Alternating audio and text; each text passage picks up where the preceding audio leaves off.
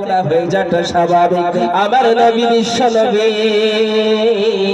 নবী মুহাম্মদ রাসূলুল্লাহ সাল্লাল্লাহু তাআলা আলাইহি ওয়াসাল্লাম বললেন, ওই ব্যক্তির নামে আমল থেকে 10টি গুনাহকে ক্যান্সেল করে দিয়ে 10টি নেকি তার নামে আমলে অ্যাড করে দেয়, যোগ করে দেওয়া হয়। একবার জোরে সরে বলবেন না সুবহানাল্লাহ। ভাইরা আমার, বাবা জীবনেরা, আমরা মুসলমান, আমরা নবীর নাম শুনি, নাম শোনার পরে আমরা নবীর প্রতি দরুদ পড়ি না।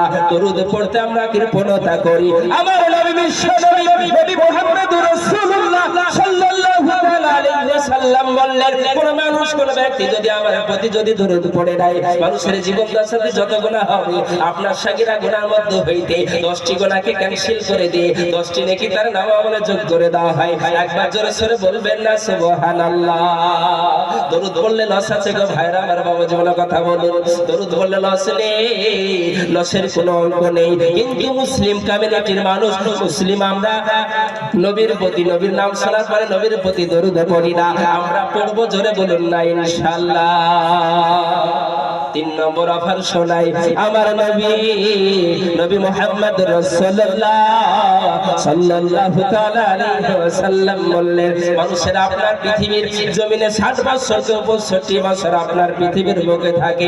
হঠাৎ করে কোন ব্যক্তির যদি চোখ দুটো যদি বন্ধ হয়ে যায়, মানুষ মারা যায়, কারো বা চাচা, কারো বা আপনার বাবা যদি মারা যায়, সঙ্গে সঙ্গে দৌড়তে দৌড়তে ওয়ালিয়া গ্রামের আপনার ইমাম সাহেবের কাছে যায়, হুজুর গো, আমার আব্বা মারা গিয়েছে, আমার মা মারা গিয়েছে, আমার চাচা মারা গিয়েছে, হুজুর আমার আব্বা জানের জানাজাটা জোহরের নামাজের পরে হবে, হুজুর গো আপনি একবার ঘোষণা করে দেন, আপনি একবার এলান করে দেন। সঙ্গে সঙ্গে আপনার কথা মোতাবেক ইমাম সাহেব আপনার ঘোষণা করে দিল, জোহরের নামাজের পরে জানাজা হবে। কেউ আপনার বাস কাটার জন্য ব্যতিব্যস্ত হয়ে যায়, কেউ আপনার কবরটাকে খনন করার জন্য ব্যতিব্যস্ত হয়ে যায়, কেউ আপনার লাশটাকে ধৌত করার জন্য ব্যতিব্যস্ত হয়ে যায়। ভাইয়েরা আমার, বাবা জীবনেরা, কখন ওই ব্যক্তিকে পৃথিবীর বুক থেকে রেখে আসবো, কখন তাকে কবরস্থানে দাফন করে দিয়ে আসবো, মানুষ ব্যতিব্যস্তের মধ্যে আপনারা ব্যস্ত হয়ে যায়। সঙ্গে সঙ্গে যখন আপনার জানাজার সময় হয়ে যায়, জানাজার টাইম হয়ে যায়, হুজুরকে বলে, হুজুর গো আমরা তো জানাজা পড়াতে পারবো না, আমরা তো আরবি শিক্ষায় শিক্ষিত না, হুজুর গো আপনি আমার বাবা যারা আপনি আমার আপনার আব্বা মায়ের জানাজাটা আপনি পড়িয়ে দেন।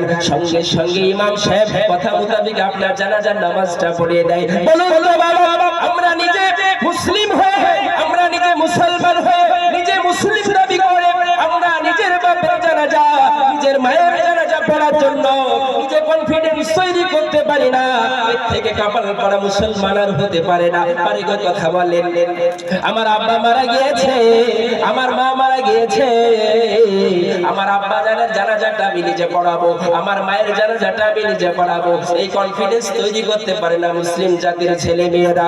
সঙ্গে সঙ্গে ইমাম সাহেবকে হুকুম করে, ইমাম সাহেব বেকার মাজুর, ইমাম সাহেবের কিছু করার নেই, বলে বেতন দিয়ে রেখেছি, যেটা বলবো ওটাই করতে হবে, কিছু করার নেই। ইমাম সাহেব কথা মোতাবেক জানাজার নামাজটা পড়িয়ে দেয়।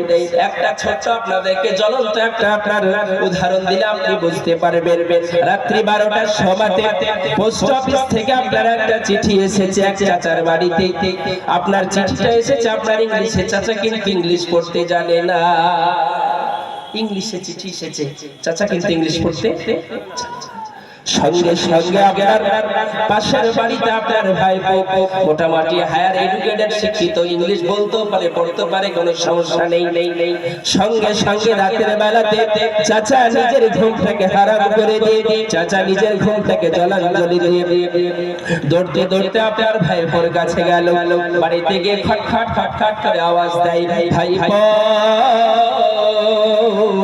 তুমি কি বাড়িতে আছো নাকি গো ভাইপো? সঙ্গে সঙ্গে আপনার লাভটাকে খুলে বলে, চাচা এত রাত্রিতে কি ব্যাপার, কি হয়েছে, কিছু অঘটন ঘটে গেল নাকি?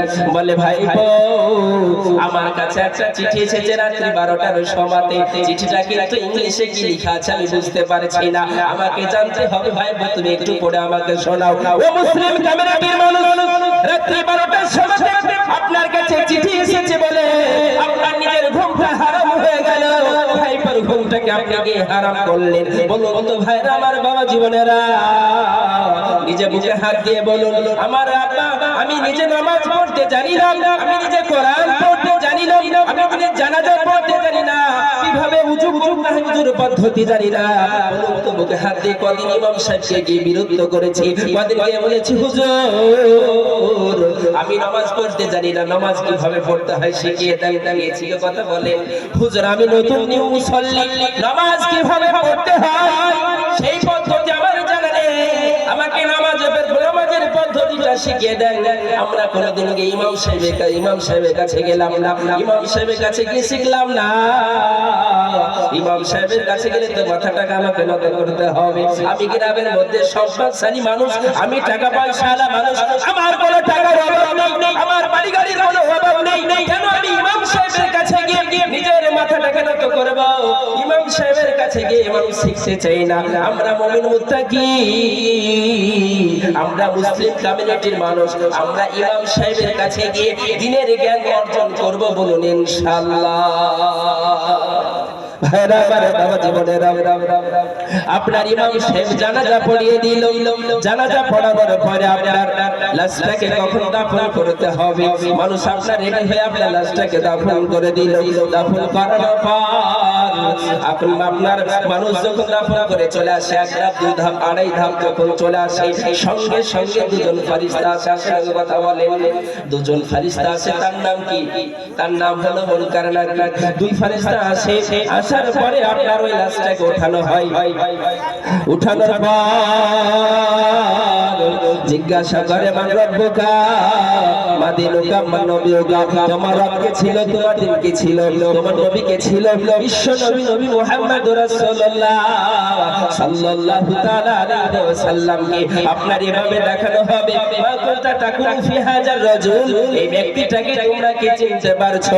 আমরা যদি মুত্তাকি হয়ে যাই, আমরা যদি আল্লাহ ওয়ালা হয়ে যাই, আমরা যদি আল্লাহ ভীরু হয়ে যাই, সঙ্গে সঙ্গে বলে দেব মুহাম্মদুর রাসূলুল্লাহ।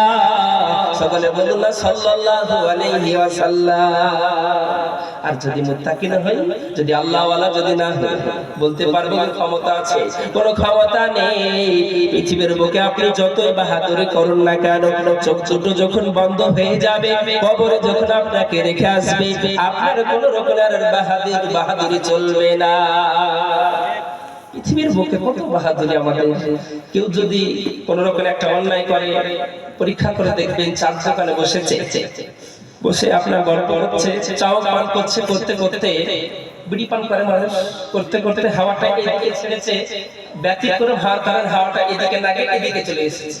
তো পটাম করে একটা চড় মেরে দেয়। মেরে দেয়, বলে তুই আমাকে একটা চড় মারলি মানে? তুই রক্তের গরম দেখাচ্ছিস, আর এক চড়। তাহলে যদি এই আপোষের মধ্যে যদি চড় মারামারি করে, ঝামেলা কমবে না বাড়বে? তাড়াতাড়ি বলুন, বাড়বে।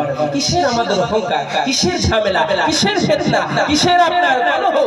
নবী আমার শিখিয়েছেন মানুষের মধ্যে কোন রকমের কলহ করা যাবে না, মানুষের মধ্যে ঝামেলা বিবাদ করা যাবে না। নবী আমার শিখিয়েছেন মানুষের সঙ্গে সৎ ব্যবহার করো, মানুষকে সম্প্রীতির বার্তা দাও। নবী আমার বললেন আতিবুল কালাম, মানুষের সঙ্গে নরম মৃদু ভাষায় কথা বলো। এটা নবীর সুন্নাত, জোরে বলুন না সুবহানাল্লাহ।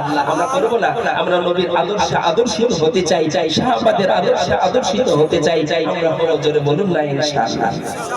ভাইরা আমার, বাবা জীবনেরা, কবরে যখন আপনাকে প্রশ্ন করা হবে, তিন খানা আপনাকে প্রশ্ন করা হবে। যদি আমরা উত্তর দিতে যদি না পারি, সাথে যদি আমরা না পারি, আমার নবী বিশ্ব নবী নবী মুহাম্মদুর রাসূলুল্লাহ সাল্লাল্লাহু তাআলা আলাইহি ওয়াসাল্লাম বললেন, হাদিসের ভাষায় আমার নবী বললেন, যদি আমি মাথায় হাতি দিই, এমন ভাবে আপনার লোহার হাতুড়ি দিয়ে পিটাই করা হবে, এমন ভাবে মারা হবে, ওই হাতুড়ি যদি পৃথিবীর কোন জমিনে, পৃথিবীর কোন পাহাড়ে যদি নিক্ষেপ করে দেওয়া হয়, ওই পাহাড়টা ধুলোর ন্যায় পরিণত হয়ে যাবে।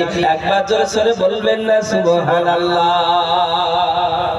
ভাইরা আমার, বাবা জীবনেরা, বলুন তো তাইলে নিজে নিজে চিন্তা ভাবনা করে দেখুন, কবরে আযাবটা সহজ না কঠিন? একবার তাড়াতাড়ি বলুন। খুব কঠিন ভাই, খুব কঠিন। এত যন্ত্রণা হবে কবরে, এত শাস্তি দেওয়া হবে কবরে, এত আযাব দেওয়া হবে। মানুষ যদি আমরা কবরে আযাব যদি দেখতে পেতাম, আমরা আল্লাহর নবী বললেন মানুষকে যদি দেখানো হতো কবরে কত আযাব হয়, কত শাস্তি হয়, আপনার কত আপনার ঠাঙানি দেওয়া হয়, মানুষ যদি দেখতে পেত, মানুষকে কোনোদিন দাফন করতো না। যারা বলুন না সুবহানাল্লাহ। সেই কবরকে লক্ষ্য করে, মিজানকে লক্ষ্য করে, কুল সিরাতকে লক্ষ্য করে, হাসরের ময়দানটাকে লক্ষ্য করে আমাদের মধ্যে কোন রকমের ঝামেলা বিবাদ রাখবো না বলি ইনশাআল্লাহ। হায়রা আমার বাবা জীবনেরা, আপনার মানুষকে জিজ্ঞাসা করা হবে, মানুষের হিসাব নিকাশ না শুরু হয়ে যাবে। মানুষ যদি হিসাব নিকাশ যদি সঠিকভাবে দিতে না পারে, কিয়ামতের দিন, যেই দিন 100 নয়, যেই দিন 1000 নয়, যেই দিন কোটি কোটি মানুষের সমাগম হবে, আমার নবী বিশ্ব নবী মুহাম্মদুর রাসূলুল্লাহ সাল্লাল্লাহু তাআলা আলাইহি ওয়াসাল্লাম বললেন, মানুষ আপনার একটা নেকির জন্য, মানুষ আপনার একটা আপনার সওয়াবের জন্য প্রান্ত থেকে প্রান্তে আপনার ছুটাছুটি করবে। কোথায় গেলে আপনার একটা নেকি উদ্ধার হবে, কোথায় গেলে একটা নেকি সংগ্রহ হবে, মানুষ আপনার নেকির জন্য ছুটাছুটি করবে। আমার আল্লাহ রাব্বুল আলামিন কোরআনুল কারীমের মধ্যে বললেন, ইয়াউমা ফিরুল মারউ মিন আখি উম্মিহি ওয়া আবিহি ওয়া সাহিবাতিহি ওয়া বানিহি লিকুল্লি ইমরিন মিনহুম ইয়াউমা ইযিন শানু ইগনি। আমার আল্লাহ পাক রব্বুল আলামিন বললেন, সর্বপ্রথম কিয়ামতের দিনে মানুষ যখন আপনার ছোটাছুটি করবে, সর্বপ্রথম দৌড়তে দৌড়তে আপনার ভাইয়ের কাছে যাওয়া হবে। যেই ভাই আপনাকে কত আদর করতো, আপনাকে কত খাতির করতো, আপনাকে কত ভালোবাসতো, যদি ভাইয়ের যদি জ্বর লেগে আপনার জ্বর আসতো, যদি ভাইয়ের যদি ঠান্ডা লেগে যেত, ভাইয়ের যদি আপনার কোনো অসুখ আপনার হয়ে যেত, সঙ্গে সঙ্গে ভাই আপনাকে বুকে করে হসপিটালে নিয়ে যেত। লালবাগ হসপিটাল হোক, বহরমপুর মেডিকেল কলেজ হোক, আপনার কলকাতা হোক না কেন, যেখানে গেলে আমার ভাই সুস্থ হবে ওই জায়গাতে ভাই নিয়ে যেত। নিয়ে যায় কি যায় না, একবার তাড়াতাড়ি বলেন। অবশ্যই নিয়ে যায়। আপনার জনম দুঃখী ভাইয়ের কাছে যাওয়া হবে, ভাইকে গিয়ে বলা হবে, ভাই আমার একটা নেকির শর্ট হয়ে গেছে গো ভাই, একটা নেকির আমার প্রয়োজন হয়ে গেছে, আমাকে একটা নেকি দিয়ে হেল্প করো, আমাকে একটা নেকি দিয়ে সহযোগিতা করো, আমাকে একটা নেকি দিয়ে উদ্ধার করো। সেই দিন ভাই বলবে, আমার পৃথিবীর জমিনে কোনো ভাই ছিল না। জোরে বলবেন না সুবহানাল্লাহ। ভাইরা আমার বাবা জীবনেরা, ভাইয়ের কাছে যাওয়া হবে, ভাইকে গিয়ে বলা হবে, ভাই তুমি আমাকে একটা নেকি দাও। সেই ভাই বলবে, পৃথিবীর বুকে আমার কোনো ভাই ছিল না, ভাইয়ের কাছে কোনো রকম রাস্তা পাওয়া যাবে না, ভাইয়ের কাছে কোনো রকম নেকি উদ্ধার হবে না। সর্বপ্রথম আপনার ভাইয়ের পরে আপনার দৌড়তে দৌড়তে ও উম্মিহি আপনার মায়ের কাছে যাওয়া হবে। যে মা আপনাকে 10 দিন গর্ভে ধারণ করে, কত কষ্ট করে, কত যন্ত্রণাকে সহ্য করে, নিজের ঘুমটাকে জলাঞ্জলি দিয়ে, নিজের ঘুমটাকে হারাম করে দিয়ে, 1 নয় 2 নয় 10 দিন গর্ভে ধারণ করেছিল। ওই মায়ের কাছে যাওয়া হবে, মাকে গিয়ে বলা হবে, মা তুমি তো আমাকে ছোট থেকে তিল করে মানুষ করে দিয়েছো গো মা। গভীর আপনার কি বলে মাঘ মাসের শীতের সময়তে আমি যখন প্রস্রাব করে দিতাম, আমাকে ঠান্ডা লেগে যাবে বলে, আমাকে জ্বর হয়ে যাবে বলে, আমার অসুখ হয়ে যাবে বলে, তুমি আমাকে নিজের ঘুমটাকে হারাম করে দিয়ে তুমি আমার প্যান্টটা চেঞ্জ করে দিয়েছো গো মা, তুমি আমার প্যান্টটা চেঞ্জ করে দিয়েছো ও মা। তুমি আমাকে একটা নেকি দিয়ে হেল্প করো, তুমি আমাকে একটা নেকি দিয়ে সহযোগিতা করো ও মা। তুমি তো সব থেকে বেশি আমাকে ভালোবাসতে গো মা, তুমি আমাকে একটা নেকি দিয়ে হেল্প করো। সেই দিন মা বলবে, পৃথিবীর জমিনে আমার কোনো ছেলে ছিল না। একবার জোরে সরে বলুন না সুবহানাল্লাহ। ভাইরা আমার বাবা জীবনেরা, আপনারা বলুন তো পৃথিবীর বুকে সবসময় মায়ের থেকে কেউ কি ভালোবাসে গো বলেন? মায়ের থেকে কেউ বেশি আমাদেরকে ভালোবাসে না। আমার নবীকে জিজ্ঞাসা করা হলো, ইয়া রাসূলুল্লাহ, ইয়া হাবিবাল্লাহ, নবী গো, আমি কার খিদমত করব? আমার নবী বললেন, উম্মত তোমার মায়ের খিদমত করো। একবার নয়, দ্বিতীয়বার জিজ্ঞাসা করা হলো, ইয়া রাসূলুল্লাহ, ইয়া হাবিবাল্লাহ, নবী গো, আমি কার খিদমত করব? আমার নবী বিশ্ব নবী নবী মুহাম্মদুর রাসূলুল্লাহ সাল্লাল্লাহু তাআলা আলাইহি ওয়াসাল্লাম বললেন, উম্মুকা তোমার মায়ের খিদমত করো। এমন করে নবী আমার তিনবার বললেন, তোমার মায়ের খিদমত করো। চতুর্থবারে আমার নবী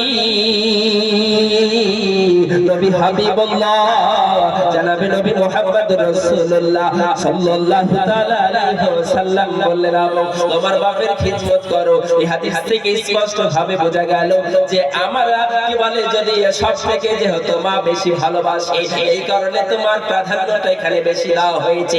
আমরা মুসলমান, আমরা মাকে যতদিন পৃথিবীর বুকে মা বেঁচে থাকবে, আব্বা বেঁচে থাকবে, আমরা বাপ মার খিদমত করবো। জোরে বলুন না ইনশাআল্লাহ। যাদের আপনার বাপ মা পৃথিবীর বুক থেকে চলে গেছে, তাকে একবার জিজ্ঞাসা করে দেখুন কি অবস্থা, মার স্বাদ কেমন, তাকে জিজ্ঞাসা করুন। যার বাপ চলে গিয়েছে তাকে একবার জিজ্ঞাসা করুন বাপের সাথে কেমন, সে বলতে পারবে। ভাইরা আমার, বাবা জীবনের মানুষের যদি টাকা হারিয়ে যায়, মানুষের যদি কোনো অলংকার হারিয়ে যায়, অলংকারের দোকানে গেলে অলংকার পাওয়া যাবে, টাকার জায়গাতে গেলে টাকা অর্জন হয়ে যাবে। কিন্তু পৃথিবীর বুক থেকে যদি বাবা হারিয়ে যায়, পৃথিবীর মুখ থেকে যদি মা বিদায় হয়ে যায়, বলুন তো বাবা, পৃথিবীর আনাচে কানাচে যে প্রান্তে খোঁজাখুঁজি করুন না কেন, বাবাকে কি খুঁজে পাওয়া যাবে? একবার কথা বলে, বাপ মাকে খুঁজে পাওয়া যাবে না। ভাইরা আমার, বাবা জীবনেরা, ও দুঃখের শেষে বড় কষ্টের সঙ্গে ভুলে যাচ্ছি, বাবা যতদিন পৃথিবীর বুকে বেঁচে থাকবে বাবার খিদমত করব। জোরে বলুন না ইনশাআল্লাহ। ভাইরা আমার, বাবা জীবনেরা, এই কথাটা এই কারণে বললাম, আমি নিজে একজন মা হারা। আমি যখন 6 বছর বয়স আমার, তখন আমার মা ইন্তেকাল হয়ে গেছে। আজকে যদি আমার মা দুনিয়ার বুকে যদি থাকতো, আমার দাদু যদি পৃথিবীর বুকে থাকতো, বড় আপনার বড় খুশি হয়ে বড় গর্ব করে বলতো, আমার পোতা আপনার মুফতি সাহেব হয়েছে, আমার ছেলে আলেম হয়েছে, মুফতি সাহেব হয়েছে। গর্ব করতো কি করতো না? তাড়াতাড়ি বলো। ভাইরা আমার, বাবা জীবনেরা, মায়া তো জনম দুঃখিনী মা, যে মা যদি না থাকে, আপনি যদি না থাকেন, নিজে মা যে খাবার তার মুখে তুলতে গিয়েছে, নিজে ভক্ষণ করবে বলে আপনার রেডি করেছে, আপনার সঙ্গে সঙ্গে আপনার মামা মামা করে চিল্লাচ্ছে, মা আপনার খাবারটাকে ছুঁয়ে আপনার রেখে দিয়ে বলে, বাবু তুমি খাবারটা খেয়ে নাও। মা আপনার অনাহারে থেকে যে ছেলেকে আপনার মানুষ করার জন্য, ছেলেকে বড় করার জন্য, ছেলেকে কত আদর যত্ন করে আপনার মানুষ করেছে। এই কারণে আপনার যতদিন পর্যন্ত পৃথিবীর বুকে বাপ মা বেঁচে থাকবে, আমরা বাপ মার খিদমত করবো। জোরে বলুন না ইনশাআল্লাহ।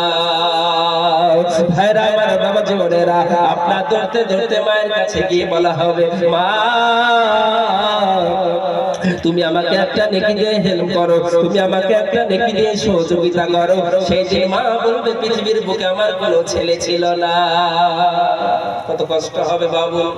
ধরতে ধরতে আপনার আমার আল্লাহ পাক রব্বুল আলামিন কোরআনুল কারীমের মধ্যে বলেন, ওয়াবিহি, আপনার বাপের কাছে যা হবে, যে আব্বা আপনাকে বড় কষ্ট করে, বড় যন্ত্রণাকে সহ্য করে আপনাকে তিল করে মানুষ করেছে। আপনার আব্বা সর্বপ্রথম আপনাকে কেজি 1-এ পড়িয়েছে, আপনার প্রাইমারিতে পড়িয়েছে, আপনার দয়া কি বলে একাডেমিতে পড়িয়েছে, আপনার কনভেন্টে পড়িয়েছে, তারপরে আপনাকে কি বলে আপনার স্কুলে, ইউনিভার্সিটিতে, মাদ্রাসাতে পড়িয়েছে। কত কষ্ট করে, কত যন্ত্রণা করে। আপনার বাপ যখন কলকাতায় কাজে যায়, আমার ছেলেকে হয়তো মাসে সঠিকভাবে টাকা পৌঁছাতে পারবো না বলে, এই টাকাতে হয়তো আমার ছেলে সঠিকভাবে আপনার এডুকেশনটা হবে না, পড়াশোনাটা হবে না। ধরতে ধরতে আপনার সঙ্গে সঙ্গে কেরালায় পাড়ি দিয়েছে, গুজরাটে পাড়ি দিয়েছে, মুম্বাই পাড়ি দিয়েছে, আপনার কুয়েতে, দুবাই, আপনার সৌদি আরবে পাড়ি দিয়েছে। ওই ছেলেকে লালিত পালিত করার জন্য, ছেলেকে সুশিক্ষায় শিক্ষিত করার জন্য, সেই বাপের কাছে যা হবে, যেই বাপ আপনাকে কত কষ্ট করে আপনাকে মানুষ করেছে, ওই আপনার বাপের কাছে যা হবে, বাপকে গিয়ে বলা হবে, আব্বা তুমি আমাকে একটা নেকি দিয়ে হেল্প করো, তুমি আমাকে একটা নেকি দিয়ে সহযোগিতা করো বাবা। ও ভাই, তুমি আমাকে একটা নেকি দিয়ে হেল্প করো। সেই দিন আব্বা বলবে, পৃথিবীর জমিনে, পৃথিবীর বুকে আমার কোনো ছেলে ছিল না, একবার জোরে জোরে বলুন না সুবহানাল্লাহ। আপনার ভাইয়ের কাছে যা হবে, ভাই পর্যন্ত আপনাকে চিনতে পারবে না। আপনার মায়ের কাছে যা হবে, মা পর্যন্ত আপনাকে চিনতে পারবে না। বাবার কাছে যা হবে, বাবা পর্যন্ত আপনাকে চিনতে পারবে না। ছেলে মায়ের চিনতে পারবে না, মা ছেলেরে চিনতে পারবে না, জামাই শ্বশুরে চিনতে পারবে না, শ্বশুর জামাইরে চিনতে পারবে না, আপনার বাপ ছেলেরে চিনতে পারবে না, ছেলে মারে আপনার বাপেরে চিনতে পারবে না। বলুন তো ভাইরা আমার, বাবা জীবনেরা, কিয়ামতের ময়দানটা সহজ হবে না কঠিন হবে? একবার তাড়াতাড়ি বলুন। এত কঠিন হবে, এত কঠিন হবে। হযরত আয়েশা সিদ্দিকা রাদিয়াল্লাহু তাআলা জিজ্ঞাসা করলেন, ইয়া রাসূলুল্লাহ, ইয়া হাবিবাল্লাহ, নবী গো, কিয়ামতের ময়দানটা বড় কঠিন হবে। ওয়াফাতান মুরাতান মুরাল্লাহ, মানুষ তো আপনার উলঙ্গ অবস্থায় উঠবে, মানুষ তো আপনার পুরো মাসুম মানুষের শরীরে কোনো রকমের পোশাক থাকবে না, মানুষের আপনার পায়ে কোনো রকমের চপ্পল থাকবে না গো নবী। মানুষ যখন আপনার উলঙ্গ অবস্থায় উঠবে, এক অপরকে তো দেখতে পাবে, আপনি আপনাকে তো দেখতে পাবেন নবী, তো কি অবস্থা হবে? আমার নবী বিশ্ব নবী, নবী মুহাম্মদুর রাসূলুল্লাহ সাল্লাল্লাহু তাআলা আলাইহি ওয়াসাল্লাম বললেন, ওরে আয়েশা, কিয়ামতের ময়দানটা এত কঠিন হবে রে আয়েশা, মানুষ আপনার ইয়ানাফসি নাফসি করবে, আপনার নিজের জানটা টানা পড়া হয়ে যাবে, কোথায় গেলে আমি আসতে পাবো, কোথায় গেলে আমার কি বলে সাফাত হবে। মানুষ আপনার নিজের জন্য আপনার নাফসি নাফসি করে মানুষ আপনার ছুটে বেড়াবে রে আয়েশা, মানুষের কোনো রকমের খেয়াল থাকবে না, কেউ লোক অবস্থায় আছে আর কি পোশাক পরে আছে, কোনো রকমের খেয়াল থাকবে না। বলুন তো ভাইরা আমার, বাবা জীবনেরা, কিয়ামতের ময়দানটা তাহলে সহজ হবে না কঠিন হবে? তাড়াতাড়ি বলুন। যেই দিন আপনার এক হাত উপরে যখন আপনার সূর্য উদিত হবে, মানুষের মগজগুলো গলে গলে গলে গলে আপনার মাটিতে পড়বে, মাটি আপনার পুরো তামা হয়ে যাবে, ওই দিন কত কষ্ট হবে, কত যন্ত্রণা হবে। ভাইরা আমার, বাবা জীবনেরা, ওই কিয়ামতের ময়দানকে স্মরণ করা লাগবে কি লাগবে না? একবার তাড়াতাড়ি বলুন। অবশ্যই লাগবে। সাহাবারা জিজ্ঞাসা করলেন, ইয়া রাসূলুল্লাহ, ইয়া হাবিবাল্লাহ, নবী গো, আয়াশালি, ওগো নবী, কিয়ামতের দিনে যেই দিন মানুষ আপনার ছুটাছুটি করবে, আমাদের জন্য কে সুপারিশ করনেওয়ালা হবে? আমাদের জন্য কে সুপারিশ করবে? আমার নবী বিশ্ব নবী, নবী মুহাম্মদ রাসূলুল্লাহ সাল্লাল্লাহু তাআলা আলাইহি ওয়াসাল্লাম বলবেন, আনা ফাইলু, আমি তোমাদের জন্য সুপারিশ করনেওয়ালা হব। একবার জোরে জোরে বলুন না সুবহানাল্লাহ। নবী আমার আমাদের জন্য সুপারিশ করবেন। পৃথিবীর বুকে যত নবীগণ এসেছেন, কোন নবী মানুষ আপনার উম্মতের জন্য সুপারিশ করবেন না, শুধুমাত্র আপনার আমার নবী হাবিবুল্লাহ জনাবে নবী মুহাম্মদুর রাসূলুল্লাহ সাল্লাল্লাহু তাআলা আলাইহি ওয়াসাল্লাম উম্মতানির জন্য আপনার সুপারিশ করবেন। নবী আমার মাকামে মাহমুদ বলে একটা স্থান আছে, মাকামে মাহমুদ বলে একটা জায়গা আছে, ওই জায়গাতে নবী আমার পড়ে পড়ে কান্না করবেন। নবী আমার উম্মতে মুহাম্মাদির জন্য চোখের পানি আপনার ফেলাবেন, চোখ থেকে আপনার নবী আমার অশ্রু বিগলিত হবে।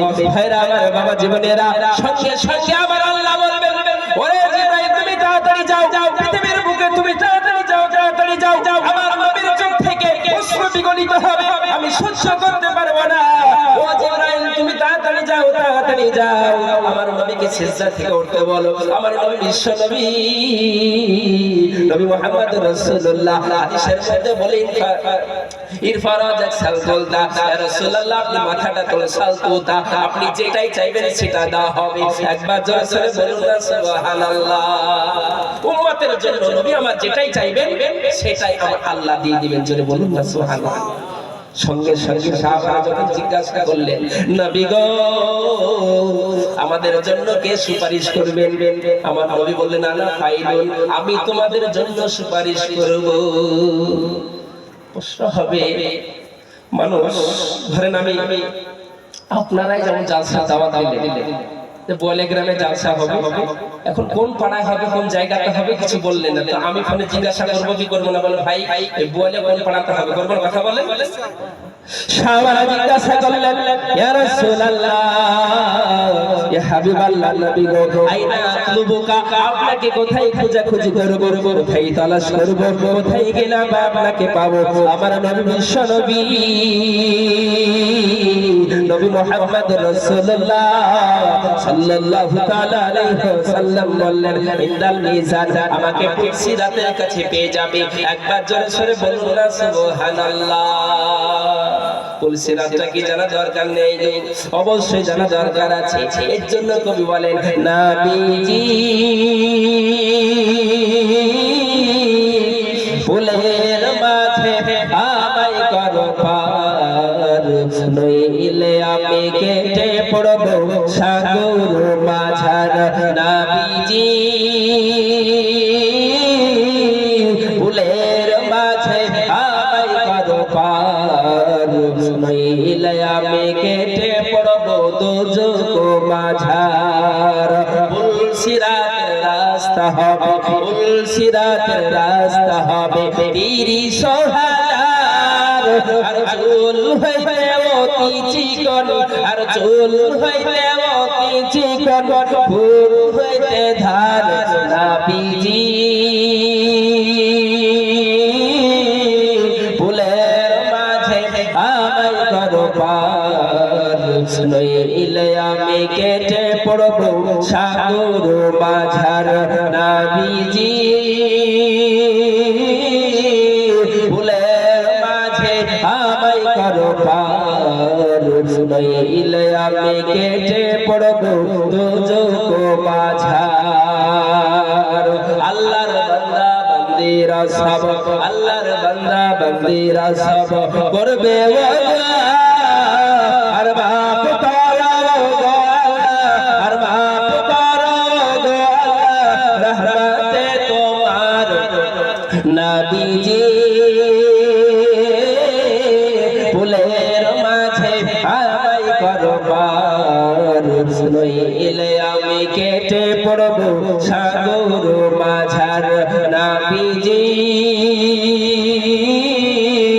ফুলের মাঝে আমায় করো পার নইলে আমি কেটে পড়ব দোজখ মাঝার হেরা আমার বাবা জীবনেরা সাহাবারা জিজ্ঞাসা করলেন হে রাসূলুল্লাহ ইয়া হাবিবাল্লাহ নবী গো আপনাকে কোথায় খোঁজাখুঁজি করব কোথায় গেলে আপনাকে পাবো কোথায় গেলে আপনাকে পাওয়া যাবে আমার নবী হাবিবাল্লাহ জনাবে নবী মুহাম্মদ রাসূলুল্লাহ সাল্লাল্লাহু তাআলা আলাইহি ওয়াসাল্লাম বললেন পুলসিরাতের কাছে পেয়ে যাবে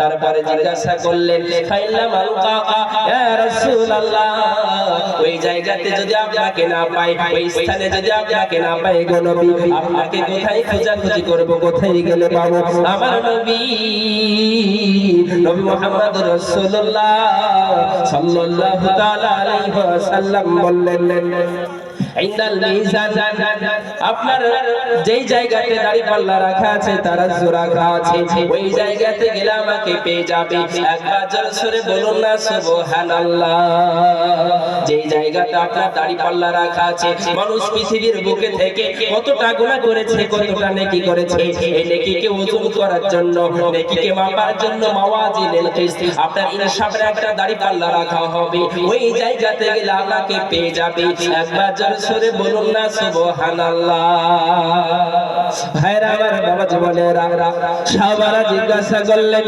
ইয়া রাসূলুল্লাহ ইয়া হাবিবাল্লাহ নবী গো আপনাকে যদি আপনার পুলসিরাতেও যদি আপনাকে না পাই মিজানেও যদি আপনাকে না পাই কোথায় খোঁজাখুঁজি করব পাইলাম আপনাকে যদি ওই জায়গাতে না পাই কোন জায়গাতে গেলে আপনাকে পাবো আমার নবী নবী হাবিবুল্লাহ জনাবে নবী মুহাম্মদ রাসূলুল্লাহ সাল্লাল্লাহু তাআলা আলাইহি ওয়াসাল্লাম বললেন ইনদা হাউজুল কাউসার আমাকে হাউজে কাউসারের কাছে পেয়ে যাবে একবার জোরে সরে বলুন না সুবহানাল্লাহ হাউজে কাউসারটা কি জানা দরকার নেই যেই হাউজে কাউসারের কমান্ডার বানানো হবে আপনার নবী মুহাম্মদ রাসূলুল্লাহ সাল্লাল্লাহু আলাইহি ওয়াসাল্লামকে মানুষ যখন কিয়ামতের কঠিন ময়দানে হাশরের ময়দানে মানুষ যখন আপনার পিপাসার জন্য আপনার ছোটাছুটি করবে এই প্রান্ত থেকে ওই প্রান্ত যখন মানুষ আপনার দৌড়াদৌড়ি করবে সেই সময়তে আপনার আমার নবীর হাতে আপনার হাউজে কাউসারের পানি থাকবে যারা নবীর হাত থেকে হাউজে কাউসারের পানি পান করবে তাকে কিয়ামত পর্যন্ত পিপাসা লাগবে না একবার জোরে সরে বলুন না সুবহানাল্লাহ ভাইরা আমার বাবা জীবনের আমার নবী অন্য হাদিসের মধ্যে বললেন আপনার হাউজে কাউসার এমন একটা পানি, হাউজে কাউসার এমন একটি জল আপনার দুধের থেকেও সাদা হবে, মধুর থেকেও মিষ্টি হবে, মানুষকে কোনোদিন আর পিপাসা লাগবে না। সুবহানাল্লাহ বলবেন না গো? যদি আপনার নবীর হাত থেকে যদি হাউজে কাউসারে যদি পানি পান করতে হয়, নবীর হাত থেকে যদি হাউজে কাউসারে পানি যদি খেতে হয়, আমাদেরকে মুসল্লি হতে হবে কি হবে না? একবার তাড়াতাড়ি বলুন। মুসল্লি আমাদের হতে হবে, নামাজি হতে হবে, আল্লাহওয়ালা হতে হবে। যদি আমরা আল্লাহওয়ালা যদি না হই, যদি দিনদার না হই, যদি মুমিন যদি না হই, মুত্তাকি যদি না হই, এমন করে নিজের জীবনটাকে 60 বছর 65 বছর কাটিয়ে দিলাম, কোনোদিন মসজিদ মুখী হলাম না, মাদ্রাসা মুখী হলাম না, মক্তব মুখী হলাম না, আপনার খানকা মুখী হলাম না, এক কথাই দ্বীনি প্রতিষ্ঠানের সঙ্গে জড়িত হলাম না, দ্বীনি প্রতিষ্ঠানে গেলাম না, আমার অগ্রগতিটা দ্বীনি প্রতিষ্ঠানে হলো না, ওই ব্যক্তির থেকে কপাল পড়ার হতে পারে না। পারে কথা বলো? কি হতে হবে আমাদেরকে? মুসল্লি হতে হবে, নামাজি হতে হবে। আমরা বড় জোরে বলুন না ইনশাআল্লাহ। সাহাবারা জিজ্ঞাসা করলেন, ইয়া রাসূলুল্লাহ, ইয়া হাবিবাল্লাহ, নবী গো, তিনটি স্থানে যদি আপনাকে না পাই, তিনটি জায়গাতে আপনাকে পেলাম না, তাহলে কোথায় আপনাকে পাবো? আমার নবী ক্লিয়ার করে বলে দিলেন, ওই তিনটি স্থান ব্যতীত মিজানপুর সিরাত, আপনার হাউজে কাউসার, ওই তিনটি স্থান ব্যতীত অন্য কোনো জায়গাতে আমি থাকবো না, ওই তিনটি স্থানই থাকবো। একবার জোরে জোরে বলুন না সুবহানাল্লাহ। জীবনের আপনার মানুষের যখন হিসাব নিকাশ শুরু হবে, হিসাব নিকাশ কমপ্লিট হওয়ার পরে এক শ্রেণী ব্যক্তি হবে যাদেরকে জান্নাতে দেওয়া হবে, অপর শ্রেণী ব্যক্তি হবে যাদেরকে জাহান্নামে আপনার নিক্ষেপ করা হবে। যাদেরকে জান্নাতে দেওয়া হবে, জান্নাতের মধ্যে সবথেকে উচ্চ মাকাম, উচ্চ মর্যাদা একটা ফুলর দান করা হবে। যারা পৃথিবীর বুকে আমার নবীর নাম শোনার সঙ্গে সঙ্গে দরুদ পড়েছিল, আমার নবীর নাম শোনার সঙ্গে সঙ্গে যারা দরুদে নাজরানা পড়েছিল, তাদের কপালে আপনার জান্নাতের মধ্যে একটা আপনার ফুল তৈরি করে আপনার ফুলর দিয়ে দেওয়া হবে, একটা মর্যাদা দেওয়া হবে। একবার জোরে সোরে বলুন না সুবহানাল্লাহ। তাহলে কথা বলেছিলাম আমি, আল্লাহ নবীর নাম শুনলে যদি আমরা দরুদ পড়ি, কটা ব্যাপার বলেছিলাম? দিনটা কটা হয়েছে? কটা হয়েছে? বলে মুরবি তুমি টাকা লিবা, তুমি গণগানে কি নাকি?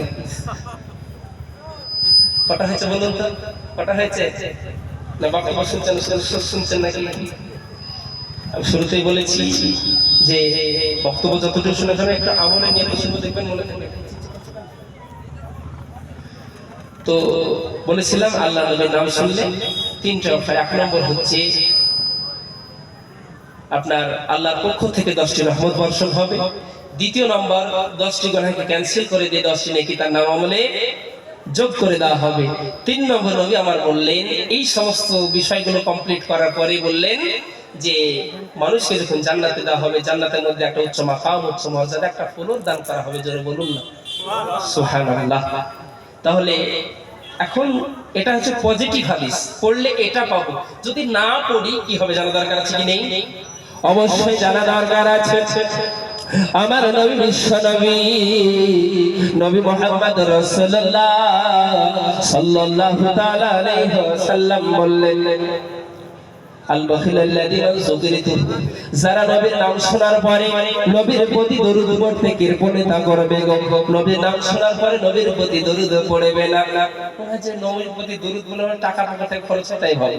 তো যারা নবীর নাম শোনার পরে নবীর প্রতি দরুদ পড়ে না, আমার নবী বললেন ওই ব্যক্তি জান্নাতে প্রবেশ করবে না। প্রশ্ন হবে, আপনার প্রশ্ন করবেন, হুজুর তাহলে তো আমরা অনেক মানুষ এমন আছি যে আমরা নবীর নাম শুনেছি কিন্তু দরুদ পড়ি, তাহলে কি আমার কপালে কি জান্নাত জোগাড় হবে না? প্রশ্ন হবে না? কথা বলেন, প্রশ্ন হবে। আমার নবী ক্লিয়ার করে দিলেন অন্য হাদিসের মধ্যে, নবী আমার বললেন, মান ক্বালা লা ইলাহা ইল্লাল্লাহ ফাদাখালাল জান্নাহ, যারা ঈমানের সঙ্গে কিনের সঙ্গে কালেমা লা ইলাহা পড়ে নেবে, তাদের কপালে জান্নাত খানা জোগাড় হবে, শর্ত আছে।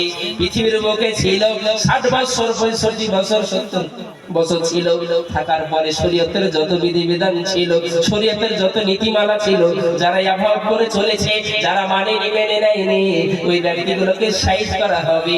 সাইজ করার পরে ওই ব্যক্তিকে জান্নাতে দেওয়া হবে। ভাইরা আমার, বাবা জীবনেরা, পৃথিবীর বুকে কোনো ভালো স্থানে জলসায় বলুন, ভালো একটা অনুষ্ঠান বাড়িতে বলুন না কেন, আপনার যদি কোনো জায়গাতে যদি আমরা ঘুরতে যাই, টুরে যাই, আমরা নোংরা পোশাক পরিধান করে যাই না, পরিষ্কার পরিচ্ছন্ন, তাড়াতাড়ি বলুন, পরিষ্কার পরিচ্ছন্নতার সঙ্গে যেতে চাই। আমার আল্লাহ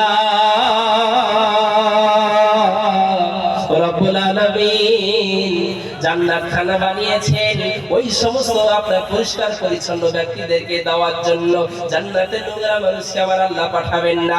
যারা পৃথিবীর বুকে ছিল, গুনাহ করেছে, শরীয়তের বিধানকে ব্যবহার করে চলেছে, নামাজ পড়েনি, রমজান মাস ছিল রোজা করেনি, রমজান মাস এসেছিল রোজা রাখেনি, শবে বরাত এসেছিল রমজান আপনার রোজা রাখলো না, আপনার জোগাড় আর আনুষঙ্গিক বিষয় ছিল সেগুলোর প্রতি আমল করলো না, আমার নামাজ আমার আল্লাহ বলবে তাদেরকে সাইজ করো, তারপরে জান্নাতে দাও। এটা কি মাস চলছে বলুন তো? কি মাস? শাবান মাস চলছে। শাবান মাসের বিরাট ফজিলত। আপনারা কয়েকদিন আগে আপনারা রোজা রেখেছিলেন লাইলাতুন নিসফি মিন শাবান। যারা আপনার শাবান মাসের মধ্য রজনীতে যারা রোজা রাখবে, আমার আল্লাহর নবী সাল্লাল্লাহু আলাইহি ওয়াসাল্লাম বলেছেন সমস্ত মাখলুকের গুনাহ আল্লাহ তাআলা ক্ষমা করে দেন। যারা বলুন না সুবহানাল্লাহ। শাবান মাসের মধ্য রজনীতে যারা রোজা রাখবে, আমার নবী বললেন সেই সমস্ত ব্যক্তিদের গুনাহ ক্ষমা করে দাও, ইল্লা, শুধুমাত্র দুই শ্রেণী ব্যক্তি ছাড়া, ইল্লা লিল মুশরিকিন, যারা আল্লাহর সঙ্গে শিরক করেছে, আল্লাহর স্থানে যারা কাউকে বসিয়ে দিয়েছে। বৃষ্টি দেওয়ার মালিক কে? তাদের বলে কে গো? বৃষ্টি দেওয়ার মালিক আল্লাহ হয়, সন্তান দেনেওয়ালা কে? আল্লাহ। তাহলে বৃষ্টি দেনেওয়ালা মালিক আল্লাহ, সন্তান দেনেওয়ালা আল্লাহ। আমাদেরকে জীবিত রেখেছেন কে? তাড়াতাড়ি বলুন। মৃত দেন কে? তাড়াতাড়ি বলুন। তাহলে সবই যদি আল্লাহ হয়, যারা আল্লাহর স্থানে যারা অন্য আরেকটা আল্লাহ বানিয়ে নেবে, আল্লাহ মেনে নেবে, যারা আল্লাহর সঙ্গে অংশীদার করবে, শিরক করবে, আমার নবী বলেন ওই ব্যক্তিকে আল্লাহ ক্ষমা করবেন না। দ্বিতীয় নম্বর আমার নবী বললেন যারা আপনার পৃথিবীর বুকে থেকে মানুষের প্রতি হিংসা বিদ্বেষ রাখবে। কোন মানুষ আপনার অট্টালিকা বাড়ি বানাচ্ছে, সুন্দর করে আপনার কুটির মার্বেল টাইলস করে বানাচ্ছে, মানুষের হিংসা হচ্ছে, মনে হচ্ছে টাকা কোথায় পেল রে, নিশ্চয়ই অন্য হাত কিছু করেছে, হিংসা হচ্ছে। মানুষ একজন সুশিক্ষায় শিক্ষিত হলো, আপনার এমবিবিএস ডাক্তার হলো, বিডিও হলো, এসডিও হলো, এসআই হলো, সিআই সাহেব হলো, অফিসার হলো, বলে কি ব্যাপার রে, কোথায় থেকে টাকা পেলো এত, আপনার কি বলে চাকরি পাওয়ার জন্য এত পড়াশোনা করার টাকা পেলো, হিংসা বিদ্বেষ শুরু করে দিল। মানুষ যদি জমি কিনে বলে টাকা কোথায় পেলো রে, জমি কিনছে এত হুড় করে, ও তো বক্তাও না, ও তো আপনার কি বলে চাকরিও করে না, এমন কোনো বিজনেস নাই যে টাকা তার ইনকাম হয়ে যায়, কোথায় টাকা পেলো রে, বলে না, কথা বলে, হিংসা করে না। আমার নবী বিশ্ব নবী নবী মুহাম্মদুর রাসূলুল্লাহ সাল্লাল্লাহু তাআলা আলাইহি ওয়াসাল্লাম বললেন ওই হিংসা বিদ্বেষকারী গুনাহ আল্লাহ ক্ষমা করেন না। দুই শ্রেণীর ব্যক্তি ছাড়া সমস্ত মাখলুকের গুনাহ আমার আল্লাহ পাক রব্বুল আলামিন এই শাবান মাসে ক্ষমা করে দেন। যারা বলুন না সুবহানাল্লাহ। আর একটা দোয়া নবী আমার বেশি বেশি করে রজব মাসে করতেন, আল্লাহুম্মা বারিক লানা ফি রজব ওয়া শাবান ওয়া বাল্লিগনা রমাজান। আয় আল্লাহ, আমার নবী বেশি বেশি করে দোয়াটা করে দেন, আল্লাহ তুমি আমাকে শাবান এবং রমজান মাসে এবং রজব মাসে বরকত দাও এবং রমজান পর্যন্ত টিকে থাকার তৌফিক দাও, রমজান পর্যন্ত পৌঁছে দাও। একবার জোরে সরে বলুন না সুবহানাল্লাহ। যারা মুমিন হবে, যারা মুত্তাকি হবে, যারা আল্লাহ ওয়ালা হবে, যারা আল্লাহ ভীরু হবে, তাদের জন্য এই মাস হচ্ছে ট্রেনিংয়ের মাস। যখন আপনার যারা চাকরি করে, পুলিশের যারা চাকরি করে, দেশের যারা আপনার হয়, আপনার কি বলে যারা আপনার বাইরে যারা ফোর্স হয়, তারা আপনার প্রথমে ট্রেনিং করে, তারপরে ওকে আপনার সেই ডিপার্টমেন্টে দেওয়া হয়। মুমিনদের জন্য, মুত্তাকিদের জন্য এই শাবান মাসটা হচ্ছে ট্রেনিং এর মাস। মানুষকে অভ্যাস করতে হবে রোজা রেখে, যাতে করে রমজান মাসে কোনো রকম অসুবিধা না হয়। হযরত আয়েশা সিদ্দিকা রাদিয়াল্লাহু তাআলা আনহা থেকে একটা হাদিস বর্ণিত আছে আল্লাহ নবীকে উনি বলছেন মা রাইতু, আমি নবীকে এত রোজা রাখতে কোনোদিন দেখিনি যতটা রোজা রাখতে, শুধু রমজান মাস ছাড়া নবী আমার 11 মাসের মধ্যে সবথেকে বেশি রোজা রাখতেন এই শাবান মাসে। তো এখান থেকে বোঝা গেল নবী আমার শাবান মাসে বেশি রোজা রাখতেন। এর জন্য আমাদের এটা হচ্ছে ট্রেনিং এর মাস। আমরা যারা মুমিন মুত্তাকি, যারা আমরা আল্লাহকে ভয় করি, তাদেরকে একটু ট্রেনিং দিতে হবে যাতে করে রমজান আসলে কোনো রকমের সমস্যা না হয়। ট্রেনিং হবে তো কথা বলেন, কোথায় ট্রেনিং হবে? যদি আমরা যদি মুসল্লি হয়ে যাই, যদি মসজিদের 5 ওয়াক্ত নামাজি হয়ে যাই, দেখবেন ট্রেনিং শুরু হয়ে যাবে। আর 11 মাস কোনো খোঁজ নাই, কোনো রকমের আপনার কি বলে চেহারা দেখা যায় না। আর রমজান মাস আসলে সব ব্যক্তি মসজিদে জায়গা হয় না, এত ভিড়, এত হুটাপাটা। আল্লাহ কি বলেছেন নাকি শুধু রমজান মাসে রোজা রাখো, নামাজ পড়ো আর 11 মাস ছেড়ে দাও? বলেছে? কথা বলেন, বলেছে তো বললেন। কিন্তু আমরা শুধু রমজান মাসে প্রাধান্য দিই। রমজান মাসে যত আমরা ইবাদতের হুটাহুটি, আর 11 মাসের কোনো খবর নেই। ওই ধরনের মুসল্লি আমরা হব না, আমরা সারা বছরের মুসল্লি হব। জোরে বলুন না ইনশাআল্লাহ। সোনার মদিনা আমার প্রাণের মদিনা, সব ভুলিব কিন্তু তোমায় ভুলতে পারি না, সব ভুলিব কিন্তু তোমায় ভুলতে পারি না।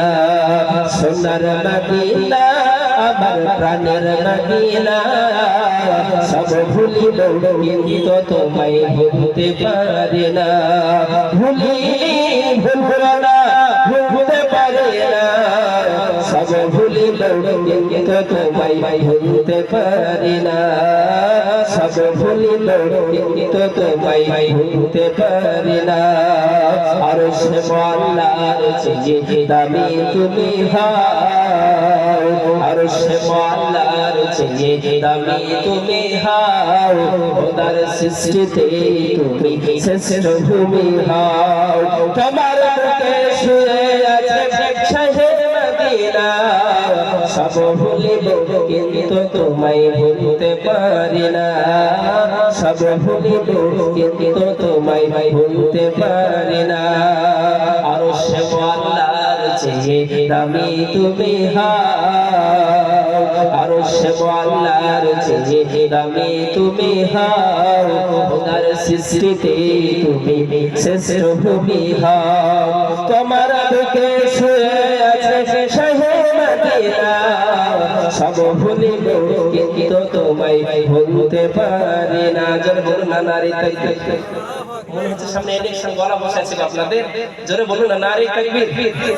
হচ্ছে না, মনে হচ্ছে পাওয়ার নাই, তা মনে হচ্ছে। বসাটা আবার দরকার, প্রতিদিন চলছে। এই যে চলছে আপনার গতকালকে, তার আগের দিন, মানে একই ভাবে চলছে আছে। তো আজকে গতকালকে থেকে শরীরটা বেশ খারাপ, ঠান্ডা লেগে গেছে। তবু আপনাদের ভালোবাসা পেয়ে একটু বলতে ভালো লাগছে। যাই হোক, তো আমরা একটি মুসলমানের মতো একটু নারে জোরে বল নারী তাকবীর। আরেকটু জোরে নারে তাকবীর, নারে তাকবীর। জলসা কমিটি শ্রোতা বিন্দু নারে তাকবীর। আমার আল্লাহ রব্বুল আলামিন কোরআনুল কারীমের মধ্যে বলেছেন, সর্বপ্রথম আপনাদের সম্মুখে যে আয়াতটা আমি পরিবেশন করেছি, আমার আল্লাহ পাক রব্বুল আলামিন বললেন, ইয়া আইয়ুহান্নাস উবুদু রাব্বাকুমুল্লাযী খালাকাকুম ওয়াল্লাযীনা মিন ক্বাবলিকুম লাআল্লাকুম তাত্তাকুন। হে মানুষ মণ্ডলী, তুমি যেই সম্প্রদায় হও না কেন, যৌন হও, খ্রিস্টান হও, বৌদ্ধ হও, আদিবাসী হও, দলিত হও, এই সম্প্রদায় মানুষ হও না কেন, আল্লাহর দাসত্ব করো, আল্লাহর পূজা করো, আল্লাহর গোলামি করো। যে আল্লাহ তোমাকে সৃষ্টি করেছেন এবং তোমার পূর্ববর্তী গণদেরকে সৃষ্টি করেছেন। প্রশ্ন হবে যে আল্লাহ আমাদেরকে কেন দুনিয়ার বুকে পাঠালেন? প্রশ্ন হবে না? কথা বলেন। পৃথিবীর বুকে মানুষ যখন কোন কাজ করে, তো কাজের পিছনে উদ্দেশ্য থাকে না? উদ্দেশ্য থাকে। যদি কোনো মানুষ পৃথিবীর বুকে থেকে উদ্দেশ্যবিহীন যদি কোনো কাজ করে, তাকে বুদ্ধিহীন, খ্যাপা, পাগল, আমরা ম্যাড বলি। তো আল্লাহ পাক রব্বুল আলামিন আমাদেরকে যে দুনিয়ার মধ্যে পাঠিয়েছেন, উদ্দেশ্য নেই। কথা বলেন, উদ্দেশ্য আছে। কি উদ্দেশ্য? আমার আল্লাহ পাক রব্বুল আলামিন কোরআনুল কারীমের মধ্যে বললেন, ওয়া খালাকুল জিন্না ওয়াল ইনসা ইল্লা লিয়াবুদুন। পৃথিবীর বুকে আমি দুই শ্রেণীর মানুষকে সৃষ্টি করেছি, প্রেরণ করেছি। কিসের জন্য? ইল্লা লিয়াবুদুন, ইবাদত করার জন্য, উপাসনা করার জন্য। আমরা করব, জোরে বলুন না ইনশাআল্লাহ। আজকে আমাদের সমাজ এত অবনতি, আমাদের সমাজে এত আমাদের ঘাটতি, বলে শেষ করা যাবে না। মানুষ আমরা এখন পর্যন্ত ঘুমিয়ে আছি গো। আমাদের যেই জায়গা, আমাদের ইবাদতখানা, যেই জায়গাতে আমরা ইবাদত করি, ওই জায়গাটাকে আমাদের বুক থেকে কেড়ে নিল, আমাদের হাত থেকে হাত ছাড়া হয়ে গেল। বাবরি মসজিদকে ভেঙে দিয়ে রাম মন্দিরে পরিণত হলো।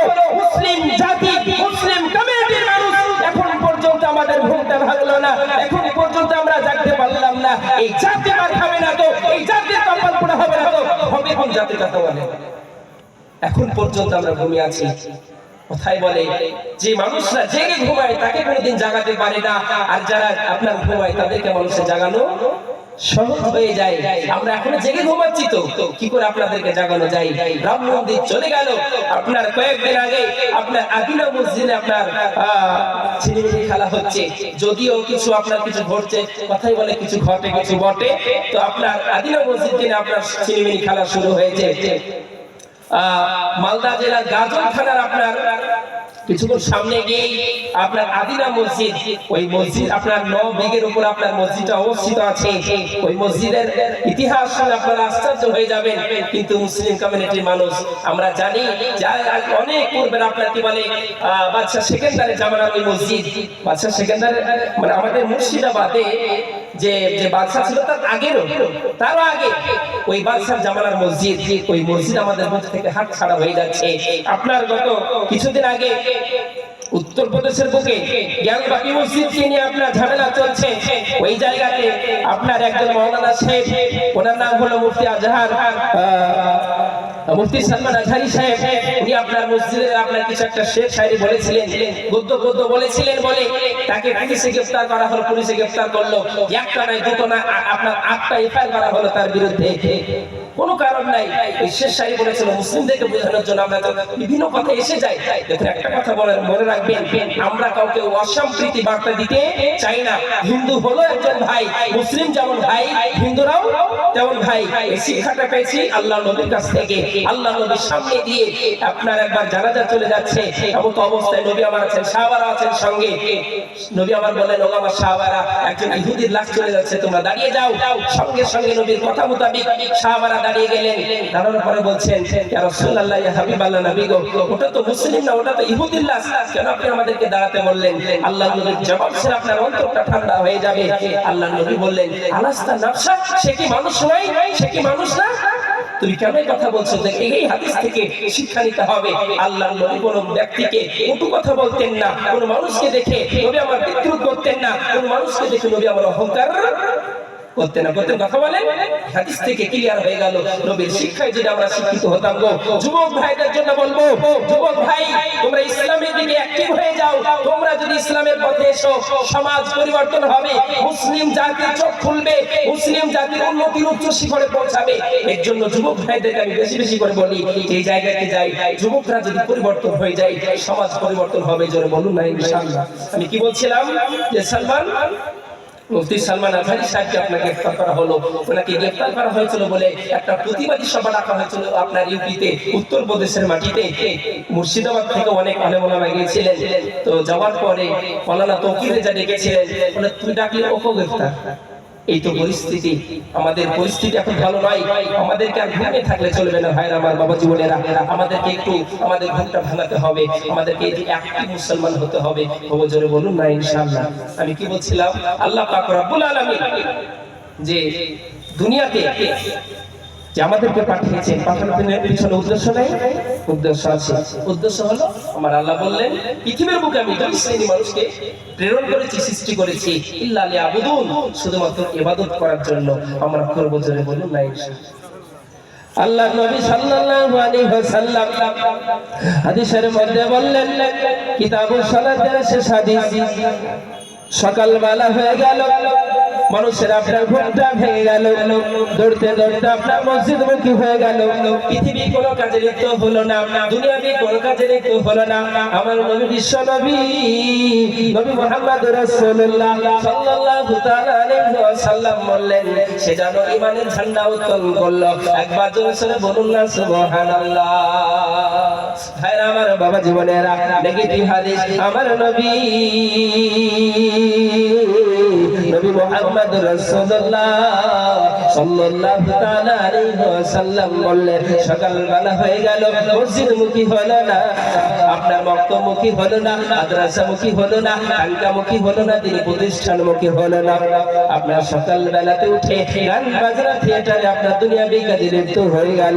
আমার নবী নবী মুহাম্মদ রাসূলুল্লাহ সাল্লাল্লাহু তাআলা আলাইহি ওয়াসাল্লাম বললেন, সে যেন ইবলিসের ঝান্ডা উত্তোলন করলো। একবার জোরে বলুন না নাউযুবিল্লাহ। আমরা কিসের ঝান্ডা উত্তোলন করতে চাই? একবার তাড়াতাড়ি বলুন। ঈমানের না ইবলিসের? একবার বলুন। কার গো? ঈমানের না ইবলিসের ঝান্ডা উত্তোলন করতে চাই? আমরা ঈমানের ঝান্ডা উত্তোলন করতে চাই। যদি ঈমানের ঝান্ডা যদি উত্তোলন করতে হয়, ঈমানের ঝান্ডা যদি তুলতে হয়, আমাদেরকে মুসল্লি হওয়া লাগবে কি লাগবে না? একবার তাড়াতাড়ি বলুন। অবশ্যই লাগবে। আমাদের মধ্যে কিছু মানুষ আছে বলে, হুজুর আমরা নামাজ পড়লাম না তো কি আছে, আমার ঈমানটা ঠিক আছে। বলেন কথা বলে। আমার নবীর হাদিস শুনলেন আপনি আশ্চর্য হয়ে যাবেন। আমার নবী বিশ্ব নবী বললেন, আসসালাতু রাসুল ঈমান। আপনার ঈমান হচ্ছে আপনার নামাজের মাথা। কোন মানুষের হাত কাটা গিয়েছে, কোন মানুষের পা কাটা গিয়েছে, কোন মানুষের দুটো কিডনির মধ্যে একটা কিডনি নষ্ট হয়ে গেছে, সেটা কি ডায়ালিসিস করে বেঁচে থাকতে পারে কি পারে না? তাড়াতাড়ি বলেন। কিন্তু কোন মানুষকে যদি বলা হয়, কোন ব্যক্তিকে যদি বলা হয়, তোমার মুন্ডুটা কেটে 2 মিনিট পরে লাগাবো, বেঁচে থাকবে? কথা বলেন, বেঁচে থাকতে পারে না। আমার নবী বললেন, মানুষ যেমন আপনার মাথা বিন মুন্ডু বিহীন যদি বেঁচে না থাকতে পারে, মুসলমান আপনি যারা মুমিন হবে, যারা ঈমানদার হবে, তারা নামাজ ছাড়া বাঁচতে পারে না। ভাইরা আমার, বাবা জীবনেরা, আমাদেরকে একটু অন্তরে কান্দে আমাদেরকে একটু চিন্তা ভাবনা করতে হবে, আবার একটু ফিকির রাখতে হবে। আল্লাহ দুনিয়াতে আমাদেরকে পাঠিয়েছে ইবাদত করার জন্য, ঘোষণা করার জন্য। পৃথিবীর বুকে আমরা থাকি মানুষ সব সময়তে, কিন্তু সব সময়তে আল্লাহকে ভুলে যাই। আল্লাহকে ভুললে চলবে না, আল্লাহকে একটু স্মরণ করতে হবে। আমরা করব, জোরে বলুন না ইনশাআল্লাহ। কোটি টাকার মালিক দেখো, কোটি টাকার মালিক দেখো, অভাব হয় না গো, আর গরিব ঘুমাই আরাম করে মনটা বাহাদুর। কোটি টাকার মালিক দেখো, অভাব হয় না গো, আর গরিব ঘুমাই আরাম করে মনটা বাহাদুর। ফেরাউনের লাশটা দেখো, ফেরাউনের লাশটা দেখো, মিশর জাদু ঘরে খাই না মাটি পোকা মাছি সবাই ঘৃণা করে। হৃদয় থাকিবে যার নম্রতা সদা, রহমত আসিবে সে চাই প্রভুর ওয়াদা। বড়ই বড়াই থাকলে দিলে, বড়ই বড়াই থাকলে দিলে রহমত আসবে না। নিজেকে নিজে ছোটে মনে করিও সদা। উঁচু জমিন থেকে পানি, উঁচু জমিন থেকে পানি নিচু জমিনে যায়, তেমনি খোদার রহমত আসে নম্রতার হৃদয়। ভোগ বিলাসের বাড়ি গাড়ি, ভোগ বিলাসের বাড়ি গাড়ি পড়ে রবে সব, থাকতে সবাই স্মরণ করো আল্লাহ আমার রব। আমাদের রবকে তাড়াতাড়ি বলুন, আমাদের রব হল আল্লাহ। সেই আল্লাহকে আমরা ভুলে যাই, আল্লাহর উপাসনা করি না। মানুষ পৃথিবীর বুকে চার দোকানে 10 মিনিটের জায়গায় ঘন্টার পর ঘন্টা ব্যয় করে দেই, ঘন্টার পর ঘন্টা গল্প গুজবে কাটিয়ে দেই। কিন্তু মুসলমান 10 মিনিট 15 মিনিট মসজিদে এসে সময়টা কাটাতে পারে না। আমাদের পায়ে ব্যথা হয়ে যায়, আমাদের পেটে ব্যথা শুরু হয়ে যায়। ভাইরা আমার, বাবা জীবনেরা, এই বাহানা কতদিন আর চলবে? মৃত্যু যখন আপনার ঘনিয়ে আসবে, আমার নবী বললেন মানুষের এক মিনিট আপনার এদিক ওদিক হবে না, মৃত্যুর সময় হয়ে যাবে, সঙ্গে সঙ্গে মৃত্যু আপনাকে গ্রাস করবে। সোনা ভাইরা আমার বাবা জীবনেরা, সেই আল্লাহকে স্মরণ করবো, জোরে বলুন না ইনশাআল্লাহ।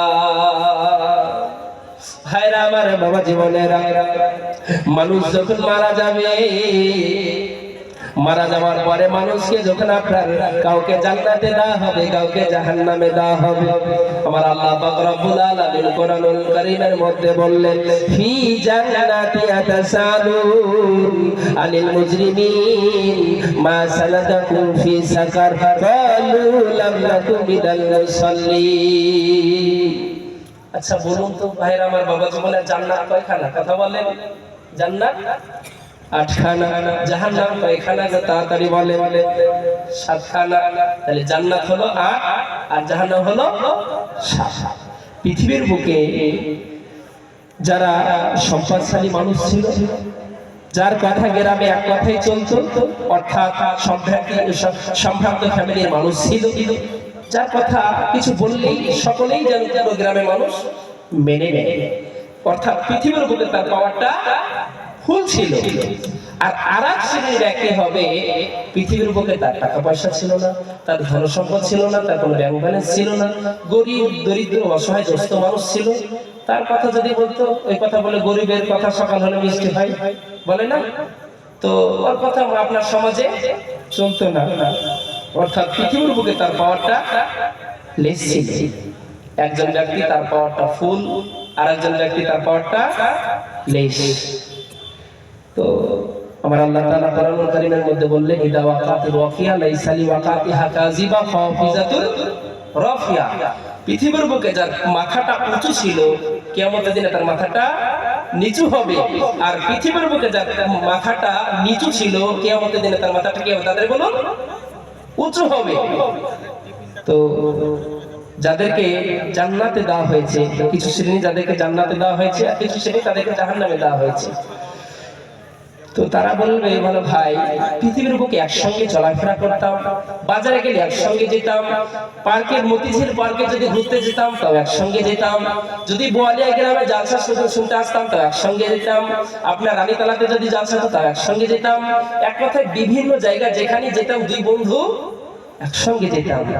এমন কি তোমার ঘাটতি হলো, এমন কি তোমার ত্রুটি হলো, এমন কি তোমার অভাব হলো, যে কারণে তোমার কপালে জান্নাত খানা জোগাড় হলো আর আমার কপালে জাহান্নাম খানা জোগাড় হলো? জান্নাতীরা জাহান্নামীদেরকে প্রশ্ন করবে, 4টে প্রশ্ন করবে। কটা? তাড়াতাড়ি বলুন। 4টে প্রশ্ন করবে। এই জান্নাতীরা বলবে, আল্লাহ, ওরা এমন কি দোষ করলো তাদেরকে তুমি জাহান্নামে দিয়েছো? আমার আল্লাহ বলবেন, বান্দা, তুমি আমাকে না জিজ্ঞাসা করে যারা জাহান্নামের মধ্যে হাবুডু খাচ্ছে, জাহান্নামের মধ্যে যারা নিক্ষেপ হয়ে আছে, তাদেরকে জিজ্ঞাসা কর, উত্তর হয়ে যাবে।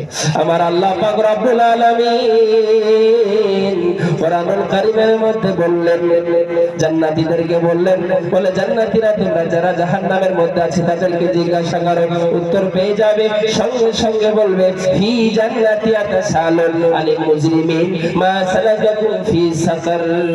সাকার মানে জাহান্নামে তাদেরকে নিক্ষেপ করা হবে। তারপরে বলা হবে, বলে ভাই, কোন কারণে কোন ঘাটতিতে তোমরা আজকে জাহান্নামে এসেছো? বলো বলো বলো। সঙ্গে সঙ্গে আপনার জাহান্নামীরা বলবে, বলে ভাই, তোমার পৃথিবীর বুকে কোনো টাকার কোনো সমস্যা ছিল না, ব্যাংক ব্যালেন্স ছিল, বাড়ি গাড়ি সমস্ত কিছু ছিল, সবসময় তুমি এয়ার কন্ডিশন গাড়িতে তুমি ঘোরাফেরা করতে।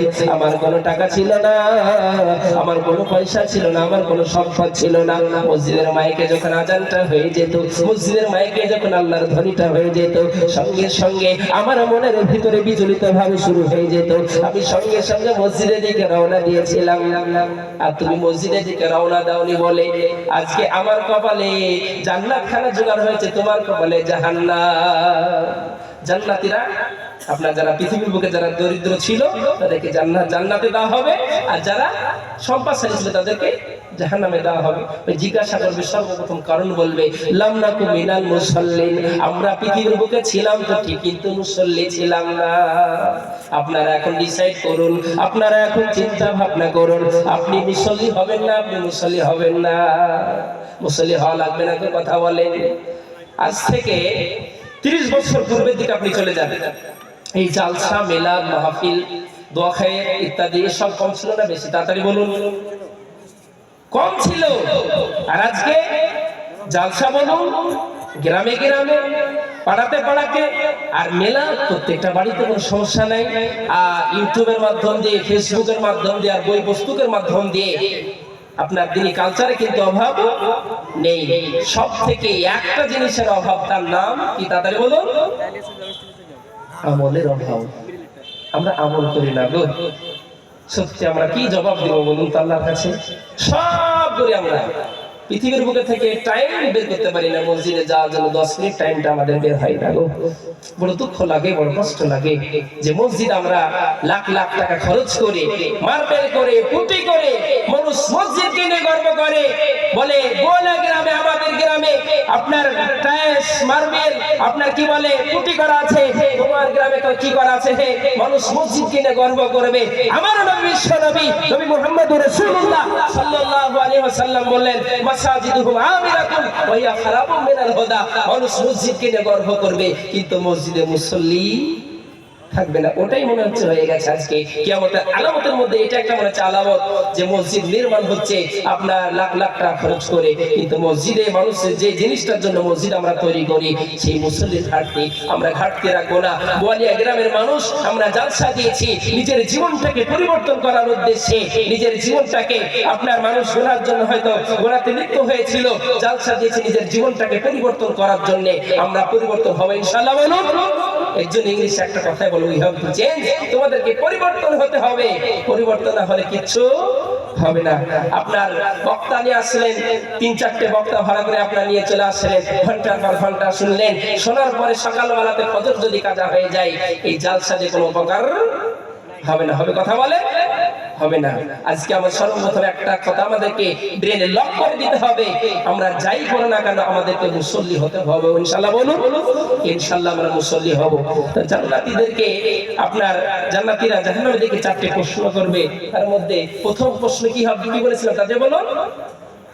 কি আমরা মুসল্লি ছিলাম না। দ্বিতীয় নাম্বার প্রশ্ন করা হবে, বলবে ভাই কোন ঘাটতিতে, কোন ত্রুটিতে তোমাদের কাছে জাহান্নামে নিক্ষেপ করা হয়েছে বলো। সঙ্গে সঙ্গে আপনার জাহান্নামীরা বলবে ভাই পৃথিবীর বুকে যখন কোন দরিদ্র মানুষ, অসহায় মানুষ, গরিব মানুষ যদি তোমার কাছে কিছু চাইতো তুমি দিয়ে দিতে, এই দেওয়ার কারণে আজকে তোমার কপালে জান্নাত খানা জোগাড় হয়েছে, আর আমি দিতাম না বলে আমার কপালে জাহান্নাম খানা জোগাড় হয়েছে।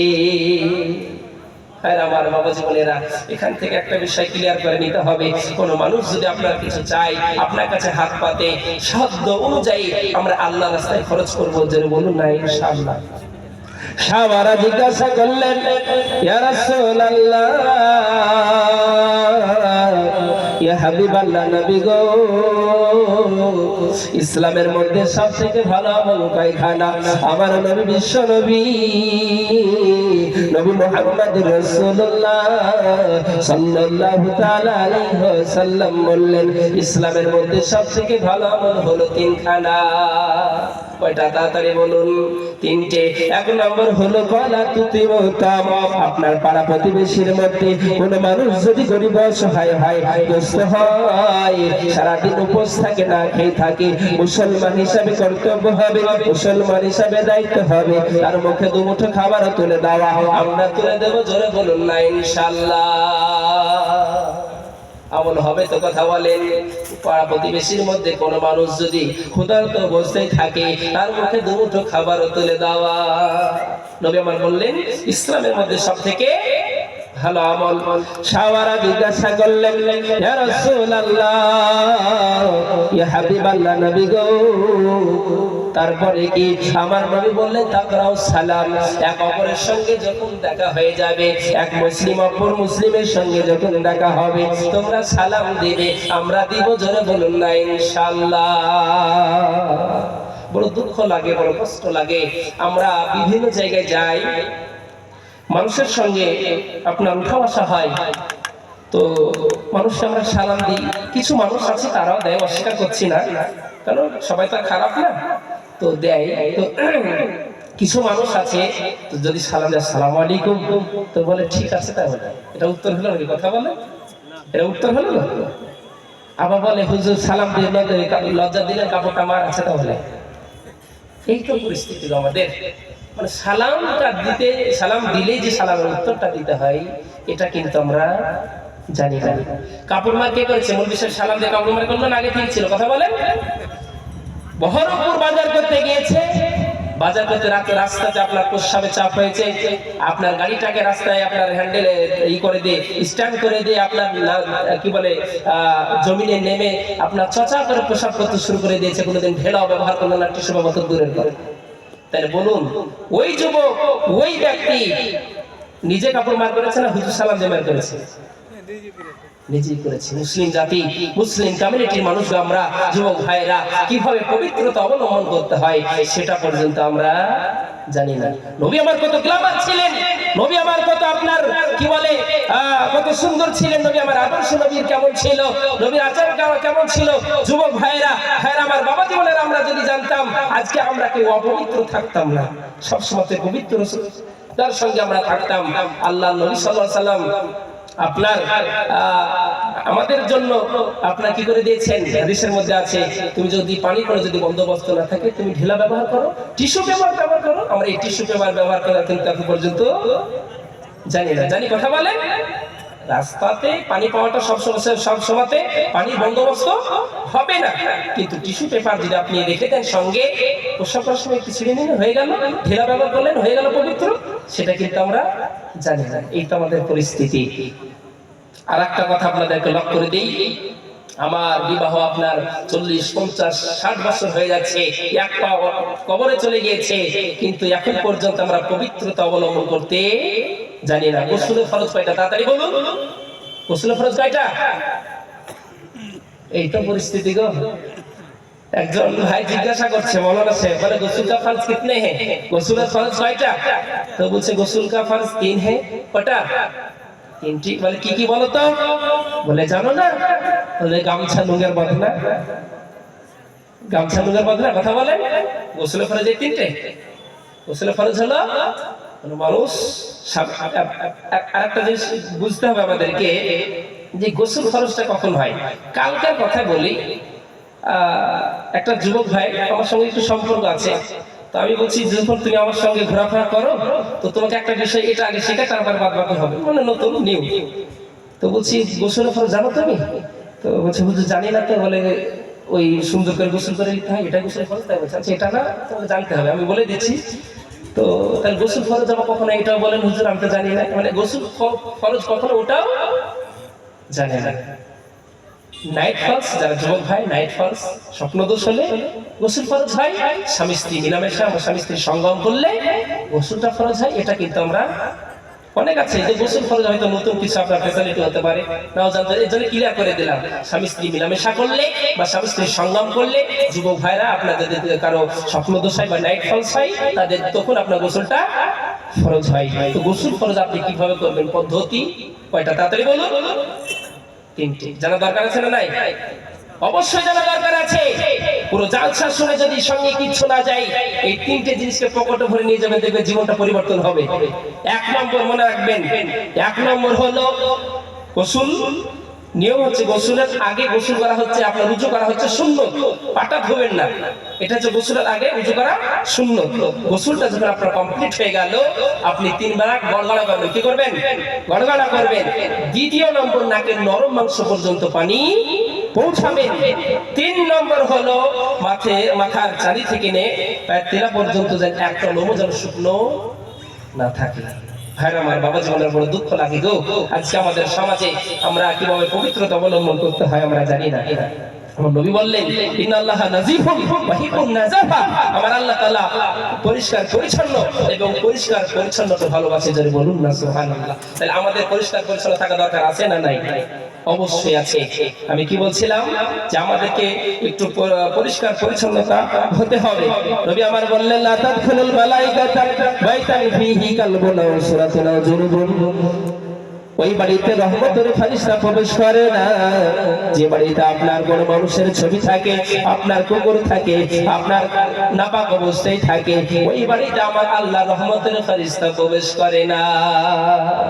একজন ব্যক্তি হাদিসটা শুনেছে, শোনার পরে যখনই কোথায় সফরে বের হয় কুকুরকে সঙ্গে করে নিয়ে যায়।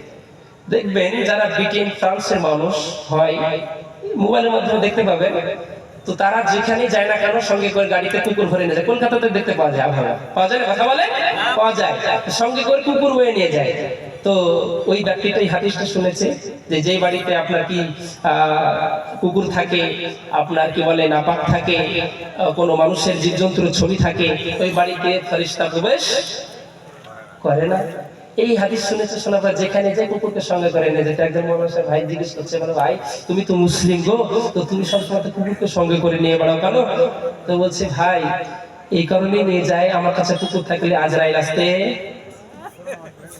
পারবে না। মানে সুযোগের সব ব্যবহার, ও একটা হাদিসই বুঝেনি। আল্লাহ নবী বললেন, ওই বাড়িতে রহমতের ফেরেশতা প্রবেশ করবে না যে বাড়িতে কোনো জীবজন্তুর ছবি থাকে, কোনো কুকুরের ছবি থাকে, নাপাক থাকে, ওই বাড়িতে আল্লাহ রহমতের ফেরেশতা প্রবেশ করে না। এখান থেকে একটা বিষয় আমাদেরকে শিক্ষা নিতে হবে, আমি সব সময়তে পরিষ্কার পরিচ্ছন্ন থাকবো। নিজের স্ত্রীও যদি না জানে, নিজের বন্ধু বান্ধব যদি না জানে, এই হাদিসটা সকলকে আমরা শেয়ার করে দেবো, বলুন না ইনশাআল্লাহ। প্রত্যেকটা দেখেন, বেশ কিছু বিষয় আছে যে আপনার অফার ছাড়ে, কিন্তু আমরা কিন্তু অফার দিতে পারি না। বলে 20 দিনে তুমি কোরআন শিখো, এই অফার আমাদের কপালে জুটে না। কেন জুটে না? বলে তুমি অফারে তুমি পড়ো না, এই কারণে আমরা অফার দিতে পারি না। ভালো কথা ভালো করে বলে দিই, আজকে আমাদের যুবক সমাজকে পরিবর্তন হতে হবে। এই কারণে শুরু থেকেই বলছি যে এই কথাগুলো আপনারা লক্ষ্য করে দেবেন, দেখবেন জীবনটা পরিবর্তন হবে। তো কি বলছিলাম, আল্লাহ নবী সাল্লাল্লাহু আলাইহি ওয়াসাল্লাম বললেন, ওই তিনটি কারণে রহমতের ফেরেশতা প্রবেশ করে না। আমার নবী বললেন, কোন বাড়িতে যদি আপনার জীবজন্তুর ছবি থাকে, মানুষের ছবি থাকে, তুমি এমন আপনার খেলা দেখতে দেখতে, ক্রিকেট খেলা দেখতে দেখতে, ফুটবল খেলা দেখতে দেখতে এমন খেলার ভক্ত হয়ে গেছো, একদিকে আপনার বিরাট কোহলির ছবি, অপরদিকে আপনার কি বলে আপনার রোহিত শর্মার ছবি, একদিকে পাকিস্তান রিজওয়ানের ছবি, অপরদিকে আপনার বাংলাদেশের সাকিব হাসানের ছবি। আমরা এমন খেলা দেখতে দেখতে মানুষ আমরা এমন ভক্ত হয়ে গেছি, আমরা পার্টি করতে করতে পার্টির প্রতি এমন আমরা ভক্ত হয়ে গেছি। একদিকে মমতা বন্দ্যোপাধ্যায়ের ছবি, আর অপরদিকে আপনার কি বলে সিপিএমের নেতার ছবি, আপনার একদিকে অধীর রঞ্জন চৌধুরীর ছবি, অপরদিকে আপনার কি বলে আপনার বামফার আপনার কি বলে আইমার ছবি। যে যেমন পার্টি করে আপনার যার যেটা ভক্ত হয়ে যায় ছবি রেখে দিই। আমার নবী বিশ্ব নবী মুহাম্মদুর রাসূলুল্লাহ সাল্লাল্লাহু আলাইহি ওয়াসাল্লাম বললেন, ওই বাড়িতে রহমতের ফেরেশতা প্রবেশ করবে না যে বাড়িতে কোনো জীবজন্তুর ছবি থাকে, মানুষের ছবি থাকে। আমরা রাখবো না, জোরে বলুন না ইনশাআল্লাহ। ভাইরা আমার, বাবা জীবনেরা, আমি এদিকে যাচ্ছি না, আমি যে বিষয়টা আপনাদেরকে বোঝাচ্ছিলাম। আল্লাহ নবী সাহাবারা নবীকে জিজ্ঞাসা করলেন, নবী গো, ইসলামের মধ্যে সবথেকে ভালো আমল কয়টি? আমার নবী বললেন, সবথেকে ভালো আমল হলো 3 খানা। 1 নম্বর বললাম, পাড়া প্রতিবেশীর মধ্যে কোনো মানুষ যদি ক্ষুধার্ত অবস্থায় থাকে, তার মুখে 2 মুঠো খাবার তুলে দেওয়া। 2 নম্বর আমার নবী বললেন, কোন মানুষের সঙ্গে যদি দেখা হয়ে যায়, তাকে সালাম দেওয়া। আমরা সালাম দিব, জোরে বলুন না ইনশাআল্লাহ। সালাম দিলে লস আছে না লাভ জানা দরকার আছে না নাই? অবশ্যই জানা দরকার আছে। আমার নবী মুহাম্মদুর রাসূলুল্লাহ সাল্লাল্লাহু তাআলা আলাইহি ওয়াসাল্লাম বললেন, তিরমিজি শরীফের 2য় খণ্ডের মধ্যে হাদিস, 2য় খণ্ডে এই হাদিসটা লিপিবদ্ধ আছে। একজন সাহাবী নবীজির দরবারে আসলেন, আসার পরে বলে আসসালামু, নবী আমার বলে আশারা। দ্বিতীয় আবার ওই সাহাবী নবীজির দরবারে আসলেন, আসার পরে বলে আসসালামু আলাইকুম, নবী আমার বলেন ইসরো না। দ্বিতীয় আবার ওই সাহাবী নবীজির দরবারে আসলেন, আসার পরে বলেন আসসালামু আলাইকুম ওয়া রাহমাতুল্লাহ। কত শব্দ গো, তাড়াতাড়ি বলুন। কটা শব্দ? তিনটে শব্দ। আশার মানে হলো 10, ইসরুনা মানে হলো 20, আর সালাসুনা মানে হলো 30। আমার নবী মুহাম্মদুর রাসূলুল্লাহ সাল্লাল্লাহু তাআলা আলাইহি ওয়াসাল্লাম বললেন 330টা নেকি তার নামে আমাদের যোগ হয়ে যায়, অ্যাড হয়ে যায়। একবার জোরে জোরে বলুন না সুবহানাল্লাহ। তাহলে বলুন তো সালাম দিলে লস আছে না লাভ? তাড়াতাড়ি বলুন। সালাম দিলে লস নেই, কিন্তু মুসলিম ছেলে মেয়েরা আমরা সালাম দেওয়া জানি না। আজকে হাদিসের প্রতি আমল করার উদ্দেশ্যে সালাম দিব। জোরে বলুন না ইনশাআল্লাহ। সালাম দিতে হবে ভাই। সালাম দিলে একটা সব থেকে বড় ঘাটতি দূর হয়ে যায়। কোন মানুষের সঙ্গে ছাগলকে কেন্দ্র করে হোক, মুরগিকে কেন্দ্র করে হোক, আপনার হাঁসকে কেন্দ্র করে হোক, যে কোনো বিষয়কে কেন্দ্র করে হোক না কেন, আপনার কোন মানুষের সঙ্গে ঝামেলা হয়েছে, কথোপকথন বন্ধ হয়ে গেছে, রিলেশন বন্ধ হয়ে গেছে, যখন ওই ব্যক্তির সঙ্গে দেখা হয়ে গেল, সকালবেলায় দেখা হলো আপনি সালাম দিলেন, দুপুর বেলায় যখন দেখা হলো আপনি সালাম দিলেন, রাত্রিবেলাতে যখন দেখা হলো আপনি সালাম দিলেন, সকালে দুপুরে রাত্রে 3 বেলা যখন আপনি সালাম দিবেন, ওই ব্যক্তির ভিতরে রাগ থাকতে পারে? কথা বলেন। ওই ব্যক্তির ভিতরে রাগ থাকতে পারে না, ওই ব্যক্তির ভিতরে গ্লানি থাকতে পারে না। আর সালাম এমন একটি শব্দ, সালাম এমন একটি ওয়ার্ড, সালাম এমন একটি আলফাজ। আমার নবী বিশ্ব নবী মুহাম্মদুর রাসূলুল্লাহ সাল্লাল্লাহু তাআলা আলাইহি ওয়াসাল্লাম বললেন, কোন মানুষ যদি সালাম দেয় আল্লাহর পক্ষ থেকে 10টি রহমত বর্ষণ হয়। একবার জোরে জোরে বলুন না সুবহানাল্লাহ। সালামের প্রতি আমল হবে তো? কথা বলেন। আর একটা বিষয় আপনাদেরকে লক্ষ্য করে দেই, বলে হুজুর আমরা তো চাকরি করি, আমরা তো বিভিন্ন জায়গায় উঠা বসা করি, আমরা তো চাষী মানুষ, আমরা তো ব্যবসায়ী মানুষ, আমাদের হিন্দু ভাইয়ের সঙ্গে উঠা বসা হয়, অন্য ধর্মের মানুষের সঙ্গে উঠা বসা হয়। তারা যদি সালাম দেয় তার উত্তরে কি দেবো জানা দরকার আছে কিনা? একবার তাড়াতাড়ি বলুন। জানা দরকার নেই? অবশ্যই জানা দরকার আছে। ক্লিয়ার করে দেই, অন্যদিকে ঝামেলায় গিয়ে লাভ নেই। আপনি সহজে বলবেন হাদাক আল্লাহ। কি বলবেন? তাড়াতাড়ি বলুন। হাদাক আল্লাহ। হাদাক আল্লাহ মানে আল্লাহ তাআলা তুমি হেদায়েত দান করুন। বলবেন ইনশাআল্লাহ। বলুন। এই শব্দটুকু মুখস্থ করে নিয়ে যাবেন। ভাইরা আমার, বাবা জীবনেরা, বক্তব্য আমি আগে বেকার বাড়াচ্ছি না। জান্নাতীরা জাহান্নামীদেরকে প্রশ্ন করেছিল। কয়টা প্রশ্ন করেছিল? তাড়াতাড়ি বলুন। কয়টা গো? এই তো পরিস্থিতি। তাই এই 1-1.5 ঘন্টা বক্তব্যের মধ্যে যদি এতটুকু যদি ব্রেনে না রাখতে পারি, তাহলে আমাদের মধ্যে ঝামেলা তৈরি হবে কোন দলে? কথা বলেন। জান্নাতীরা জাহান্নামীদেরকে 4টি প্রশ্ন করবে। একটা বলেছি আর দুটো সামনে বলেছি, আমি বিস্তারিত দিকে যাচ্ছি না, যে সহজের মধ্যেই শুরু থেকে শেষ পর্যন্ত হাদিস ও কোরআনের মধ্যে থেকেই বলার চেষ্টা করেছি। বাইরে বলেছি? কথা বলেন। বাইরে বলিনি, শুরু থেকে শেষ পর্যন্ত হাদিসের উপরই বলার চেষ্টা করেছি। শেষ পর্যায়ে আমি আর আগের দিকে বাড়াচ্ছি না। আমরা মানুষের সঙ্গে যখনই দেখা হবে আমরা সালাম দিব। বলুন ইনশাআল্লাহ।